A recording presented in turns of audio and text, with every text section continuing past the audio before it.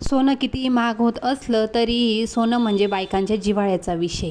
आणि दिवाळी होती तर म्हटलं चला थोडं सोनं खरेदी करून घ्या. ही माझी मोठी ताई आहे आणि ही मावशीची मुलगी आणि आराध्या. आम्ही सगळेजण सोने खरेदी करण्यासाठी आलो आहे. सोनं मी हे माझ्या माहेरीच खरेदी करते कारण तिथले ज्वेलर्स हे आमच्या विश्वासातले आहेत.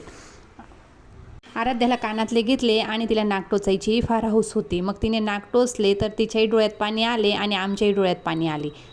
ती जास्त रडली नाही पण तिच्या डोळ्यात खूप पाणी आलं होतं. मग नंतर पप्पांना बोलवून तिला घरी पाठवले आरामाला आणि आम्ही बाकीची खरेदी केली. सोनं कितीही महाग असलं तरी दुकानात गर्दी मावत नव्हती.